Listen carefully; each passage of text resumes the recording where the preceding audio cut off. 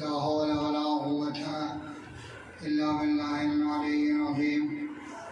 अऊज़ु बिल्लाहि मिनश शैतानिर रजीम। बिस्मिल्लाहिर रहमानिर रहीम। अल्हम्दुलिल्लाहि रब्बिल आलमीन वल आक़िबतु लिल मुत्तक़ीन।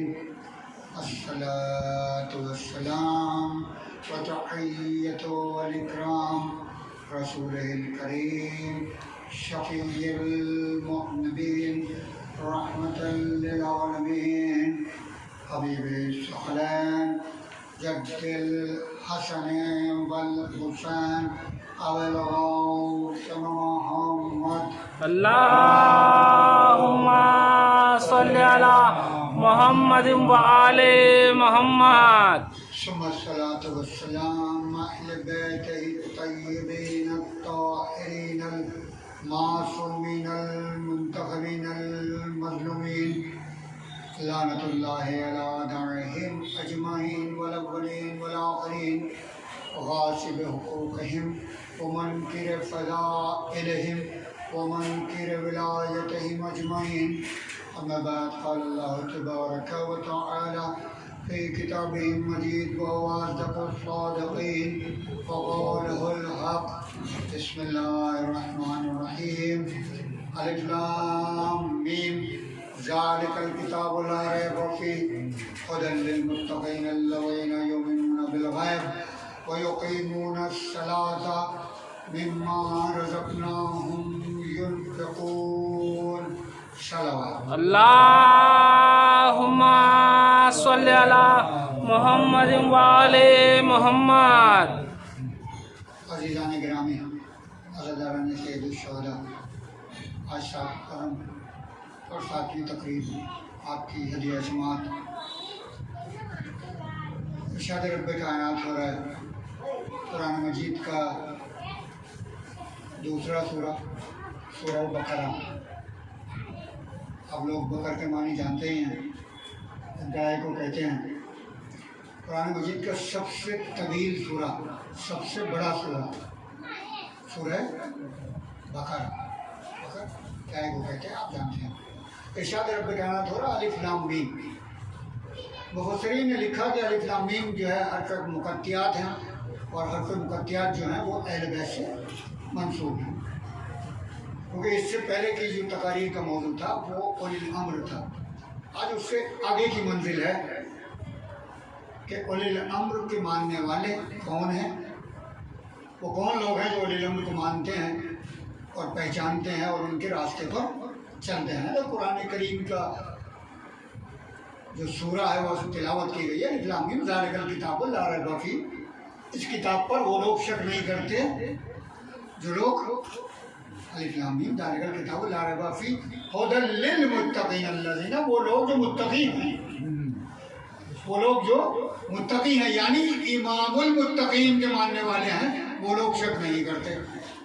बहुत आसान जुमलों में, बिल्कुल आसान करते हुए, बगैर किसी तमीज़ के, बगैर किसी फ़िक़्ह के, बगैर किसी आयत के तर्जुमे के, कहीं पर भी मैं आपको उलझाने वाला नहीं हूँ, सुलझाने के लिए कोशिश कर रहा हूँ पूरी, बिल्कुल सादे अल्फाज में, बिल्कुल, ताकि सुनने वाले जो हैं, आगे के सुनने वाले जो भी चैनल में सुन रहे हैं, जो इससे आगे बाद में मजलिस को सुनेंगे, उनका कोई ऐसा मौजूद ना हो कि वो बाद में कोई कमेंट्स करें किसी भी वीडियो पर या कोई इस बात में उलझन पैदा हो।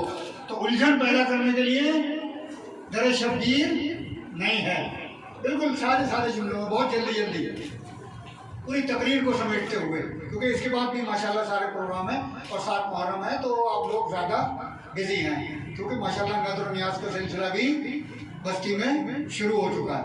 एक सलावत पढ़ें आप लोग। अल्लाहुम्मा सल्लि अला मुहम्मद व आले मुहम्मद। अलिफ लाम मीम ज़ालिकल किताबु ला रैब फ़ीह हुदल लिल मुत्तक़ीन अल्लज़ीना युमिनूना बिल ग़ैब व युक़ीमूना सलाता मिम्मा रज़क़नाहुम युनफ़िक़ून। वो लोग जो मुत्तक़ी हैं वो शक नहीं करते हुदल लिल मुत्तकीन अल्लज़ीना युमिनूना बिल गैब, और अल्लाह के गैब पर ईमान रखते हैं, यानी गैब पर ईमान रखते हैं। अब अगर अल्लाह ने कह दिया कि आदम को सजदा करो, सजदा हो जा रहा है।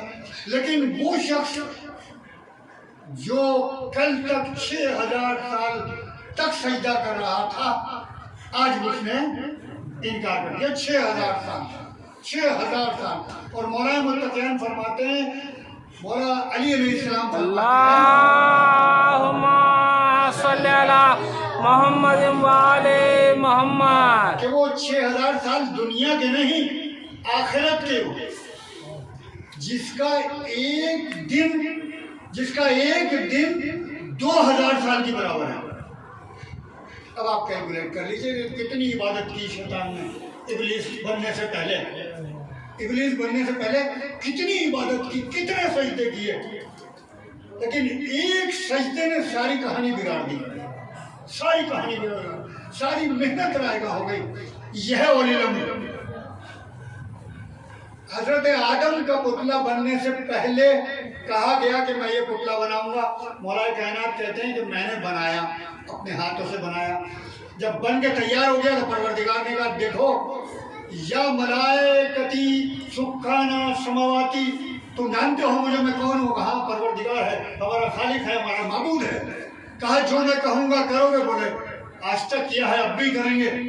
तो वो क्या हुक्म है? देखो जैसे ही मैं इसमें रूह फूकूंगा, फौरन आप लोग सजदे में गिर जाएंगे, सजदा करेंगे। सबने सजदा किया इल्ला इब्लीस अबा वस्तकबरा, कुरान के लफ्ज़ हैं। उसने तकब्बुर किया कि मैं इसको सजदा क्यों करूं, मैं तो आग से बना हुआ हूं, ये मट्टी से बना हुआ है। बस जैसे ही डिफरेंस उसके दिमाग में आया, फौरन परवरदिगार का हुक्म आ गया कि तू मेरी दरगाह से निकल जा। जैसे ही दरगाह से निकलने का हुक्म आया, फौरन कहा परवरदिगार मेरी इबादत का क्या होगा? मैंने इतने सजदे किए हैं, इतनी तेरी खिदमत की है, इतने तेरे को सजदे किए हैं, इतना रुकू किए हैं, इतने मैंने खिदमत की है। क्या तूने किया है ना? अपनी मर्जी से सजदा किया था, जबरदस्ती तो नहीं थी, अपनी मर्जी से सजदे करता था। बोल तुझे क्या चाहिए, तू खुद फैसला कर कि तुझे क्या चाहिए। कहा मुझे क़यामत तक की जिंदगी चाहिए। कहा ठीक है जा, अता की। कहा अब अल्लाह पूछता है कि तू इस जिंदगी का क्या मसरफ है, इसको कैसे यूज करेगा? कहा मैं तेरे रास्ते पर बैठूंगा, सिरात मुस्तकीम पर बैठूंगा, और जो भी तेरा बंदा तेरे पास आने की कोशिश करेगा उसको मैं बहकाऊंगा। परवरदिगार ने कहा ठीक है। अलिफ लाम मीम ज़ालिकल किताबु ला रैब फ़ीह हुदल लिल मुत्तकीन अल्लज़ीना युमिनूना बिल गैब व युक़ीमूना अस्सलाता व मिम्मा रज़क़नाहुम युनफ़िक़ून। परवरदिगार का हुक्म आया कि देख तू मेरे उन बंदों को नहीं बहका सकता कि जो इल्म गैब पर ईमान रखते हैं और जो मेरी मारिफत रखते हैं, उनको नहीं बहका सकता। तो ये बता कि तूने क्या सबका इनकार कर दिया? कहने लगा नहीं, मैं उनको मानता हूं। कहा किसको मानता है? कहा ये लोग जो पाक हैं इनको मानता हूं। अजीब बात है। कहा मैंने उनका इनकार किया ही नहीं है, मैं पाक लोगों को मानता था, मानता हूं और मानता रहूंगा, लेकिन मैं आदम को नहीं मानता, आदम को सजदा नहीं करूंगा। कहा क्यों? कहा कि वो नूर से बने हुए हैं, जो तेरे खास बंदे हैं, वो नूर से बने हुए हैं। अबा वक्त तक बरा, मैंने तकब्बुर किया है, उसके मुकाबले में तूने तकब्बुर किया, दरगाह से तू निकल जा। तो शैतान कहता कि नहीं, मैंने उनका इनकार नहीं किया। ऐसे ही हजरत आदम से फिर सवाल किया गया कि आपको बोलने की ताकत दी गई है, बताइए आपने सबसे पहले क्या पढ़ा? कहा जो तूने मुझे आलम अरवाह में मुझसे अहद लिया था, एग्रीमेंट लिया था, मैंने वो सबसे पहले नामों का विर्द किया। कब? जब हजरत आदम की रूह बनी थी, पुतला नहीं। जब हजरत आदम की रूह बनी थी तब एग्रीमेंट हुआ था, अहद मीसाक जो लिया गया था 1,24,000 अंबिया से। अल्लाहुम्मा सल्ली अला मोहम्मद व आले मोहम्मद। 1,23,999 नबियों से एग्रीमेंट लिया गया था कि देखो तुम्हें नबी बनाया गया है, लेकिन विलायत अली इब्ने अबी तालिब का कलमा अली वलीउल्लाह पढ़ते जाना। आदम के ज़माने में कलमा पढ़ा गया ला इलाहा इल्लल्लाह, हज़रत आदम सफ़ी अल्लाह, ये इस तरीके से ईसा रूहुल्लाह और मूसा कलीमुल्लाह, इस तरीके मोहम्मदुर रसूलुल्लाह ये हो गया। कलमा बदलता रहा, लेकिन हज़रत आदम से लेके हज़रत खातम तक अली वलीउल्लाह नहीं बदला, वही वली हज़रत आदम से लेके और हज़रत खातम तक। क्यों? हुदल लिल मुत्तक़ीन अल्लज़ीना युमिनूना बिल गैब व युक़ीमूना सलाता, वो लोग जो नमाज पढ़ते नहीं है, नमाज को कायम करते हैं, कायम करते हैं। नमाज का पढ़ना और है, कायम करना और है। सलवात पढ़ना। अल्लाहुम्मा सल्ली अला मोहम्मद व आले मोहम्मद। भाई नमाज जो है वो कब पढ़ी जाती है? बड़ी अजीब मरहला है, अगर आदमी गौर कर ले कि नमाज कैसे पढ़ी जाती है और नमाज कैसे कायम की जाती है। अभी आज़ान हुई, हम लोग मस्जिद में पहुंचे, ऐसे ही नमाज खत्म हुई। नमाज खत्म होने के बाद फिर तकबीर शुरू हो गई, यानी इकामत शुरू हो गई। अब इकामत में तो मौज़िन ने जो ऐलान कर रहा कद कामतिस सलाह, नमाज कायम हो गई। भाई अभी तो नियत भी नहीं हुई, इमाम भी खड़े नहीं हुए। कद कामतिस सलाह, कद कामतिस सलाह, नमाज कायम हो गई, नमाज कायम हो गई, नमाज कायम हो गई। भैया कैसे कायम हो गई जरा बता दीजिए मौलाना। तो वो कहा भाई देखो ऐसा है कि जब आप मस्जिद में आए तो ये इस कंडीशन में थे आप कि आप पाक थे, आप पाक हैं। आपने वजू मस्जिद में किया या घर से किया वो एक अलग बात है, लेकिन आपने वजू कर लिया, आप बिल्कुल पाक हैं, बिल्कुल साफ हैं। और कद कामतिस सलाह का मतलब यह है कि नमाज कायम हो गई। अब जब नमाज कायम हो गई तो नमाज कैसे कायम होगी? मस्जिद में आदमी पहुंचेगा तो किस हालत में पहुंचेगा कि आदमी बिल्कुल पाक साफ होगा, कपड़े पहने हुए होगा। लेकिन कपड़े पहनने की भी एक कंडीशन है, वो ये कि कपड़े उसके अपने हों, कपड़े उसके अपने हों, हलाल की कमाई के हों, हलाल की कमाई के हों। ऐसा ना हो कि वो नंबर 2 की कमाई के हों तो नमाज कायम नहीं होने की है। अगर आप उसके जो है वो चप्पल पहन के आया था, नारायण पहन के आया था, अगर वो भी नाजायज है तो वो भी नाजायज है। कहीं ऐसा तो नहीं है कि नमाज पढ़ने के लिए तो आया है और उसके भाई का हक उस पर ड्यू है, तो नमाज कायम नहीं रहेगी। और हम पड़ोसी का हक उसके ऊपर ड्यू है, बाकी है, और हम नमाज कायम नहीं हुई। नमाज कायम जब होगी जब घर से लेकर के बीवी, बच्चे, माँ बाप, पड़ोसी, मोहल्ले वाले और तमाम समाज वाले, चाहे उसमें कोई भी हो, उसमें शर्त नहीं कि हिंदू हो या मुसलमान हो या कौन पड़ोसी है, सबसे हुकूक बराबर हैं। बीवी का हक अदा नहीं किया, नमाज पढ़ने के लिए आए हैं, पहले परवरदिगार कहता पहले हुकूकुन नास दे दो, बाद में मेरा हक देना। सिले रहम करके आओ तो नमाज कायम हो जाएगी। ये नमाज जो कायम होगी इसकी तबलीग होगी, यानी आपको नमाज पढ़ते हुए आपका बच्चा देखेगा, वो भी आपके बराबर में आ जाएगा, आपके पीछे पीछे मस्जिद में आ जाएगा। क्योंकि बच्चों की एक फितरत होती है कि बाप को उसने देखा कि बाप सिगरेट पी रहा है या बीड़ी पी रहा है और वो बच्चों में खेल रहा है, तो उसके हाथ में अगर उसकी पेंसिल है तो वही मुंह में लगाएगा, पेंसिल को मुंह में लगाएगा, बोले ये क्या है, मतलब मेरे पापा जो है वो ऐसे सिगरेट पीते हैं। तो ये फितरत है। बाप को नमाज पढ़ते हुए देखा, बेटा भी नमाज पढ़ने लगा, सलावत पढ़ लिया अल्लाहुम्मा सल्ली अला मोहम्मद व आले मोहम्मद। तो ये बच्चों की फितरत है कि जैसा देखेंगे वैसा करेंगे। अब माओ ने मातम भी नहीं सिखाया, लेकिन बच्चे मातम करते हैं, क्योंकि बच्चे देखते हैं कि माँ मातम कर रही है तो हम भी मातम करेंगे, बाप मातम कर रहे हैं तो वो भी करेंगे। लेकिन बच्चा जब बहुत ज्यादा छोटा होता है तो माँ खाली सीने पर हाथ मारना सिखा देती है। क्यों? कि हुदल लिल मुत्तकीन लजीना, वो लोग जो मुत्तकी हैं वो लोग शक नहीं करते। तो बच्चा भी माँ पर शक नहीं करता, बच्चा भी माँ पर शक नहीं करता कि ये क्या सिखा रही है, जो सिखा रही है माँ वही अच्छा काम होगा। क्योंकि माँ जो है वो पहली यूनिवर्सिटी है, पहला विश्वविद्यालय है जो बच्चा गोद से सीखता है। आप लोग इतने बुजुर्ग बैठे हैं जो अपनी माँ का बात बता सकते हैं कि हमारी माँ ने हमें ये सिखाया था और हमें आज तक याद है।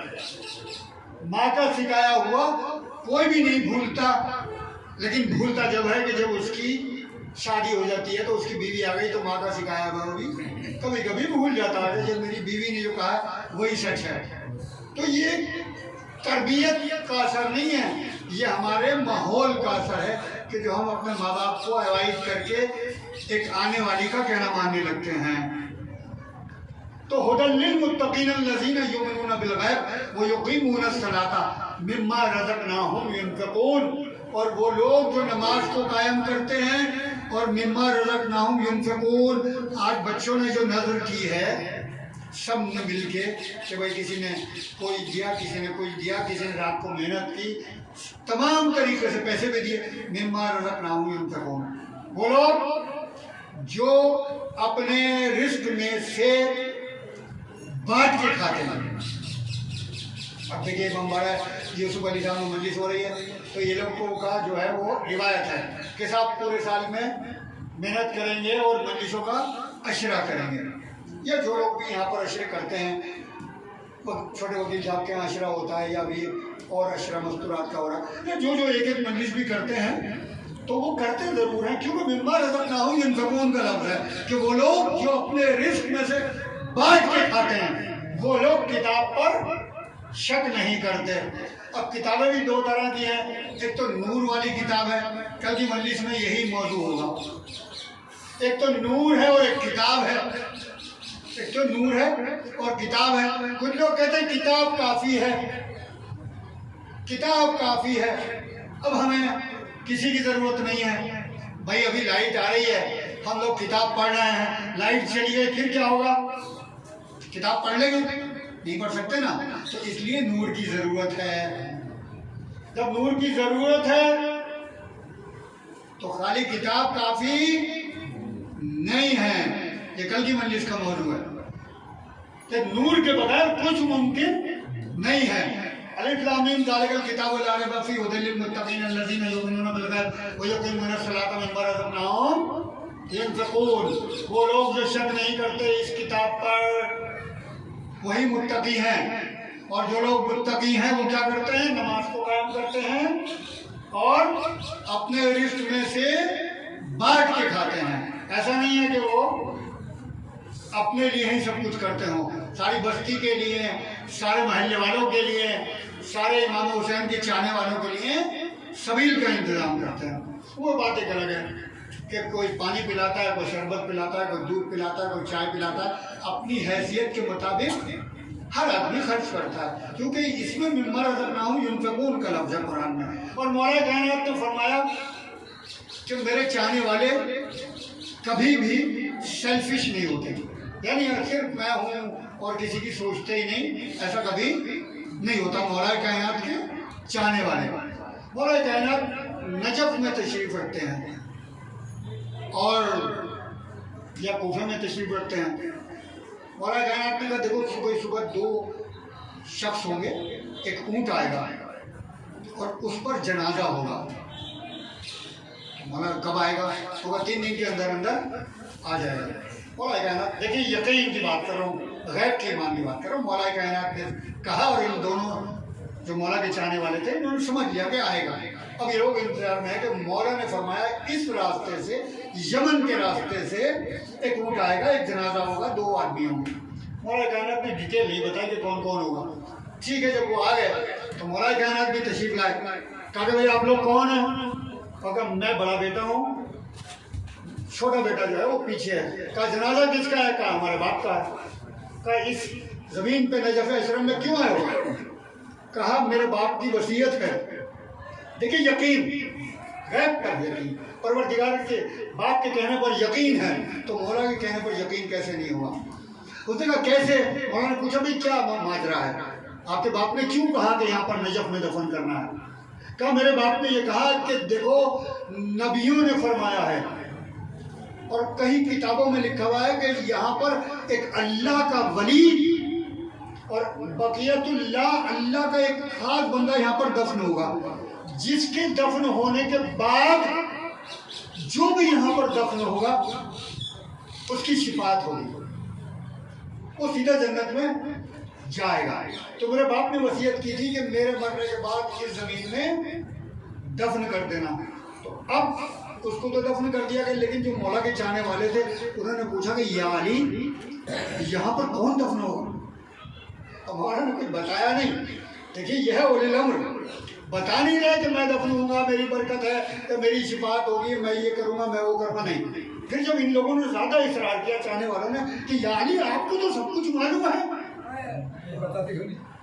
आप जरा सा सहमत कीजिए कि आप बताइए कि क्या। तो कहने लगे कि मैं इस जमीन पर ही दफन हूँगा और जो मेरा रोज़ा होगा, मेरी जो कब्र होगी, जो भी उससे मुतमस्सिक हो जाएगा, जो भी उससे ज़ियारत कर लेगा, वो जन्नत में जाएगा, वो बख्शा जाएगा। और इस जमीन पर फिशार कब्र नहीं होता, फिशार कब्र नहीं होता। फिशार कब्र, एक सलावत तो पढ़ दीजिए आप लोग। अल्लाहुम्मा सल्ली अला मोहम्मद वाले मोहम्मद। फिशार कब्र, वाइब्रेट, फिशार यानी वाइब्रेट, वाइब्रेट करना। कब्र जो है वो वाइब्रेट करेगी, हिलेगी, और हिलने के बाद दबा देगी, तो दोनों बाएं मिल जाएंगे, इसको कहते हैं फिशार। अब जो लोग ये कहते हैं कि साहब वो मौला कायनात, पता नहीं क्या क्या कहानियाँ चल रही हैं, नया ज़माना है, इंटरनेट का ज़माना है, मोबाइल का ज़माना है, कभी कभी ये भी आता है कि साहब मौला अली तुमको तो दफनी नहीं किया गया, ज़मीन उनके इंतज़ार में है कि साहब वो जब आएंगे तो मैं उनको फिशार होगा। तो ये सब बातें मोहम्मद हैं, ये वो लोग करते हैं जो हुदल लिल मुत्तकीन लज़ीना, जो उन्होंने बिलगैब की फहरिस्त में नहीं है। हम लोग यहाँ क्यों बैठे हुए हैं? हम लोग अपना कारोबार छोड़ करके आए हैं, अपना एक दूसरे मुल्क से आए हैं, कोई दूसरे वतन से आया है, क्यों आया है? तो सब मजलिस में शरीक होना। क्यों? क्योंकि ये हमारी आक़िबत का तोशा है। अगर हम यहाँ मजलिस में बैठेंगे तो ही बरकत होगी। मैं कब्रिस्तान में गया, मैं देखा मैंने कि कोई नहीं है, तो मैंने कहा इन मुर्दे जो मेरे पहचान के हैं, कासिम खान थे, इब्राहिम चौहान थे, फलां थे, फलां फलां फलां, किस किस का नाम लूँ, सब यूसुफ भाई और फलां हमारे वो शरीफ भाई और हमारे शब्बीर भाई और हमारे पटेल भाई और इनके नादिम भाई के समझी, तो करीम भाई, तो सबके नाम ले लेके मैंने पूछा सुन रहे हैं आप लोग? सुन रहे हैं? मैं जवाब को पहचान रहे हैं? मैं आपके सामने आया हूँ, मुझे सुना रहा हूँ, सुन रहे हैं? मोमिनपुरा का तो कोई भी आदमी मेरे साथ में नहीं था, तो मैं तो रात के सन्नाटे में गया और मैंने उनको मजलिस सुना दी। किस यकीन के साथ?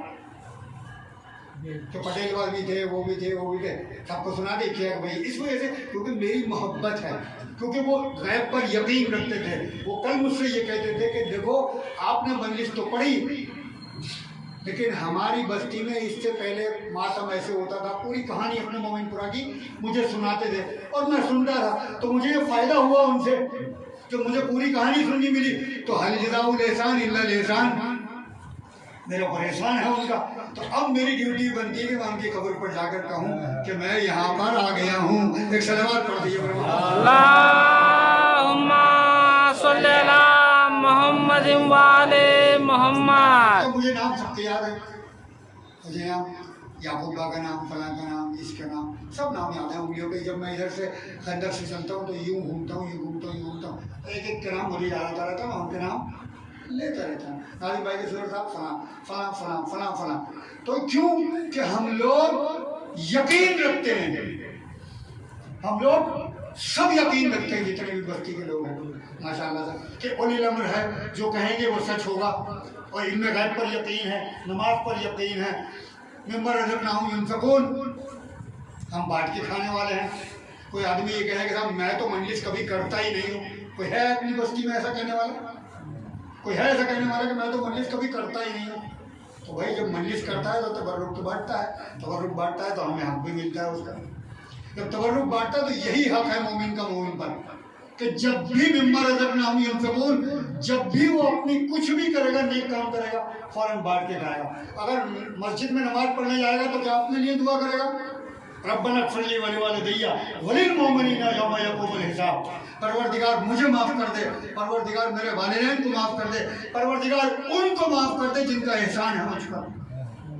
अब वलिवालिदैया नहीं है, वो भी वालिदैन एहसान अलग है, वलिवालिदैया अलग है। वलिवालिदैया में अगर एक बच्चे को दादी ने पाला है तो वो भी शामिल है, नानी ने पाला है तो वो भी शामिल है, खाला ने पाला है तो वो भी शामिल है, फूफी ने पाला है तो वो भी शामिल है। अगर एक बच्चे को मदरसे में किसी ने बिस्मिल्लाह पढ़ाई है या स्कूल में ABCD पढ़ाई है तो वो भी उस दुआ में शामिल है।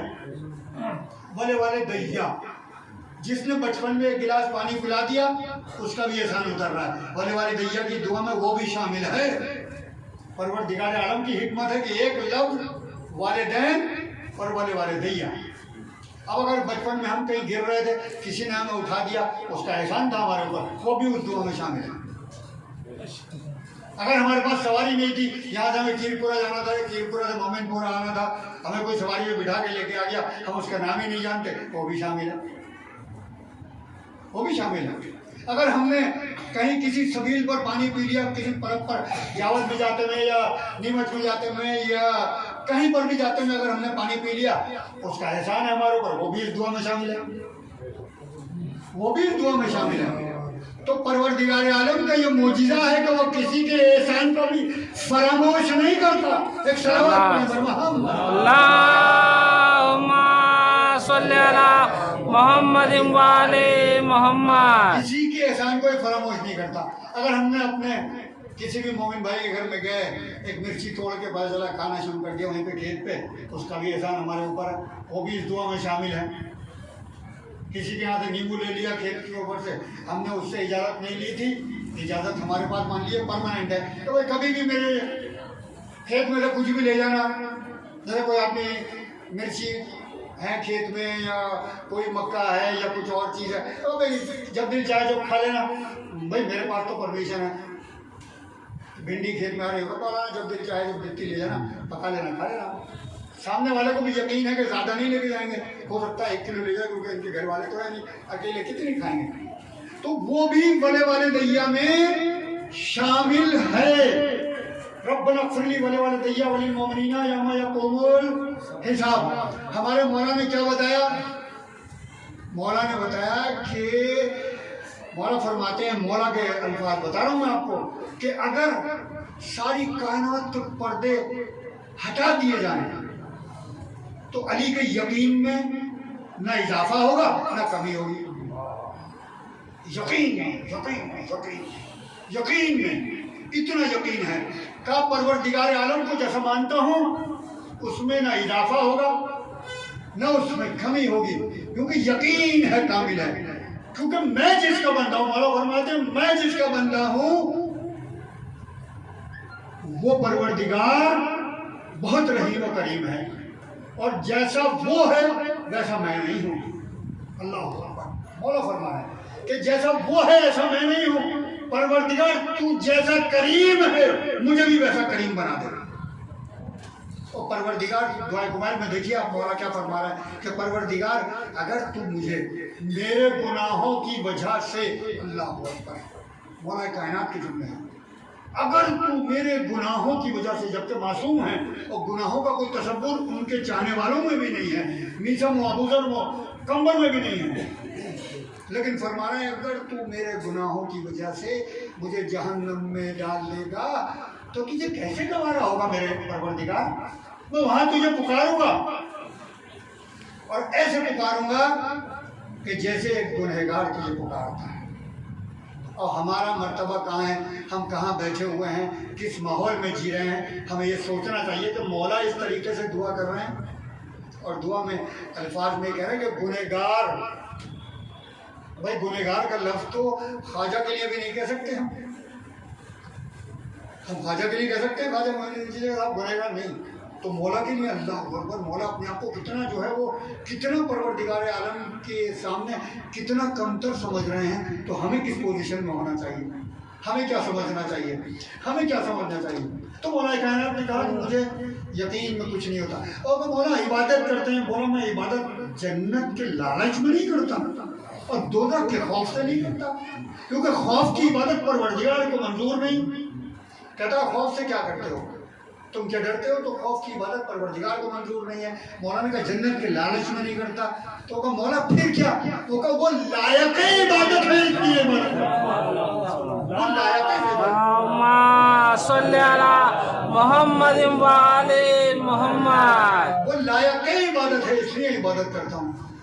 तो कहा फिर तो मौला ऐसी इबादत, तो कहा कि भाई इबादत का इम्तहान अगर अली का लेना हो तो नबी की बारगाह में जाओ, वहाँ के क्या या अली के पैर में जो है वो तीर लगा हुआ है, हम लोग निकाल रहे हैं लेकिन दर्द बहुत होता है तो निकाल नहीं पाते। तो कहा तुम अभी क्यों निकाल रहे हो, जब अली इबादत करते हुए हो तब निकालना, जब इबादत करते हुए हो तब निकालना। कहा कैसे, कहा जब अली इबादत करते हैं तो फिर उससे महव गुफ्तगू होते हैं, उससे बात करते हैं, अली को पता नहीं होता कि अली कहाँ हैं, क्योंकि उससे बात करते हैं तो सारी इबादत का हक अदा करते हैं। बस जैसे ही मौला सजदे में गए, तीर निकाला, मौला को पता भी नहीं चला। बाद में जब देखा मौला ने तो पैर में तीर नहीं है, तो पूछा कि तीर निकाल लिया, कहा निकाल लिया। कहा मौला आपको मालूम ही नहीं हुआ। कहा मालूम कैसे होता, मैं उनसे बात कर रहा था, मैं उससे बात कर रहा था, उससे महवे गुफ्तगू था। अगर हम भी कभी सोचे कि हम मोबाइल में किसी से बात कर रहे हैं और ईयरफोन कान में लगा, कितना ही कोई गाड़ी का हॉर्न बजाए, कितना ही कुछ करे तो कुछ पता नहीं चलता। बस समझ लो कि तुम शायद सिर्फ मोबाइल में इतने गर्क हो जाते हो तो इबादत का मर्तबा क्या होगा। तसव्वुर करने की बात है कि मौला कायनात जब उससे गुफ्तगू करते थे, जब नमाज पढ़ते थे, तो कितनी महवियत थी, कितनी जो है मारिफत थी। मौला कायनात को अगर किसी को मारिफत नहीं है, ये उलिल अम्र की नमाज है, ये उलिल अम्र की नमाज है कि ऐसे ही तीर निकल गया और खबर न हुई। और करबला के मैदान में जब पूछा क्या समझते हो तुम, एक छोटा सा बच्चा है जिसकी आज शहादत है, पूछा उससे क्या समझते हो तुम, मौत को बार बार तकाजा करते हो, मुझे इजाज़त दो, मुझे इजाज़त दो, क्या समझते हो मेरे लाल मौत को। कहा शीरी है। कहा कैसे, असल से शहद से ज़्यादा शीरी है। एक मौला कायनात का पोता है जो जायका बता रहा है, कुल्लु नफ्सिन जायकातुल मौत, हर नफ्स को मौत का जायका चखना है। अब इसकी तफसीर कौन बताएगा, तफसीर किसी ने बताई नहीं बताई, किसने बताई, मौला के पोते ने। क्यों कि ये उलिल अम्र का पोता है, उलिल अम्र का बेटा है। बता दिया ना, देख बता दिया कि देखो हम जानते हैं मौत का टेस्ट, मौत का जायका। कहा शहद से ज़्यादा शीरीं। कहा कैसे, कहा मारिफत के साथ हो, परवरदिगार की मारिफत हो, अगर शहादत मिलती है, मौत मिलती है तो शहद से ज़्यादा शीरीं है। और अगर मारिफत नहीं है तो फिर मौत शीरीं नहीं हो सकती। बस कहा हजरत कासिम ने कि शहद से ज़्यादा शीरीं।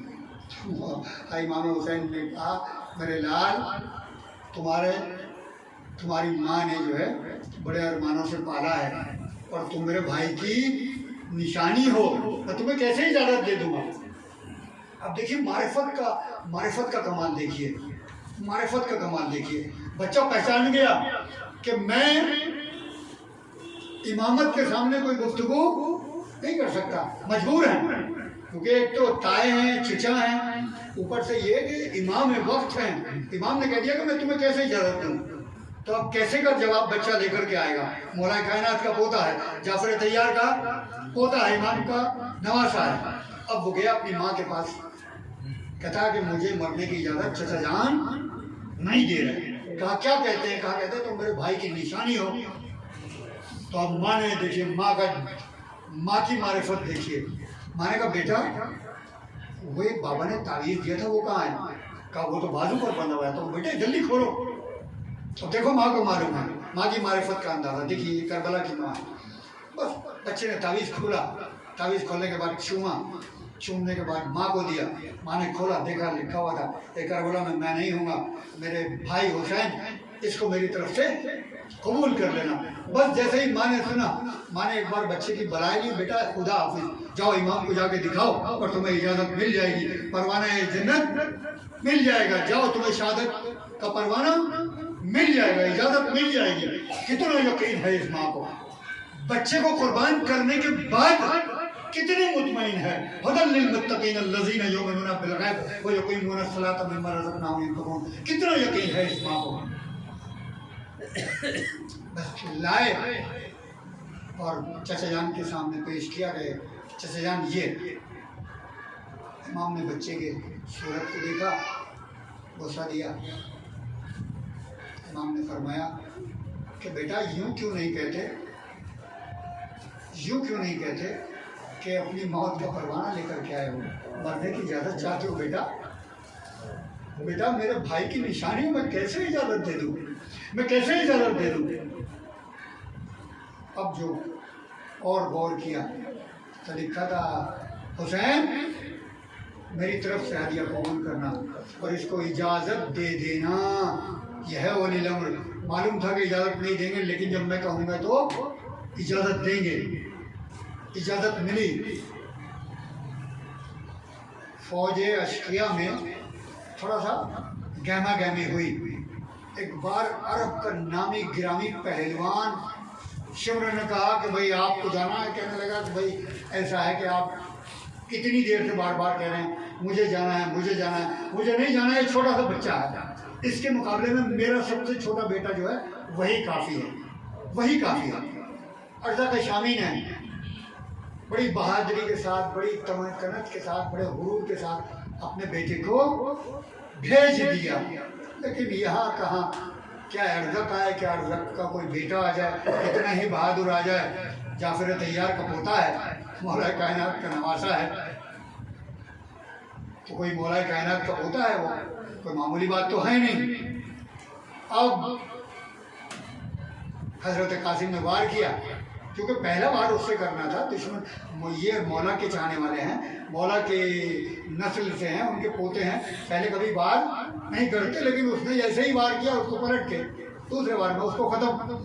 तो तारीफ लिखती है कि अर्जा के शामी के 6 बेटे थे और 6 बहुत बहादुर थे।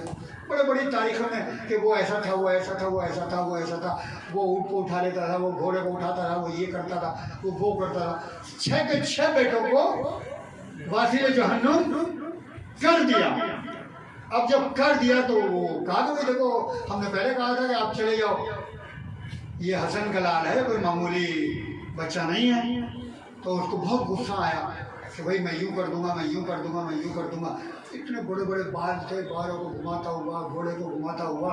और आपने देखा होगा वीडियो में मुख्तारनामे में कि किस तरीके से वो हमला करता है। लेकिन जैसे ही उसने हमला किया, हजरत कासिम ने पलट के उसको जो वार किया, वो भी वासिल जहन्नुम हो गया। बस यहाँ से पूरी जो लड़ाई की पूरी जो तारीख थी वो बदल गई। पूरा लश्कर जो है वो सहम गया। जो लोग करीब थे वो दौड़ने लगे। तो शिब्र बुलाता था कि कहाँ जा रहे हो? कहा अर्जक मारा गया, अर्जक मारा गया। कहा देखो इस बात का ऐलान मत करो, फौज में बगावत हो जाएगी, तुम समझते नहीं हो। कब बगावत हो जाएगी, बगावत हो जाएगी तो तुम्हें इनाम मिलेगा, ये होगा, वो होगा। करके वापस फौज को बुलाया। कहा तो फिर क्या करें, अर्जक मारा गया, अब इसके मुकाबले में जाएगा कौन? किसी की हिम्मत ही नहीं है। तो कहने लगा देखो ऐसा पहले भी कहा था, अब भी कह रहे हैं आपसे कि चारों तरफ से इसको घेर लो, एक साथ हमला करना, एक साथ हमला करना।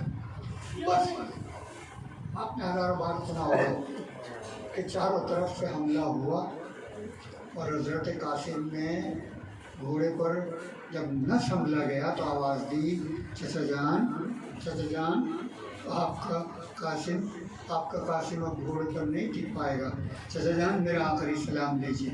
बस एक बार इमाम हुसैन ने चलने की तैयारी की। बस एक बार इमाम हुसैन ने तैयारी की थी कि एक बार सामने से शोर मच गया कि फौज में लड़ने के लिए अब्बास आ रहे हैं। बस अब्बास का नाम सुनना था कि इधर के घोड़े इधर और इधर के घोड़े इधर। अब जो इमाम हुसैन अलैहिस्सलाम कासिम के पास पहुंचे हैं तो देखा कि कासिम तो न थे, कासिम का लाशा पामाल हो चुका था। वाह गुरबता, वाह मुसीबता, वाह कासिम के नारे लगने लगे, ए कासिम चचा को माफ कर देना, चचा के पहुंचने में देर हुई।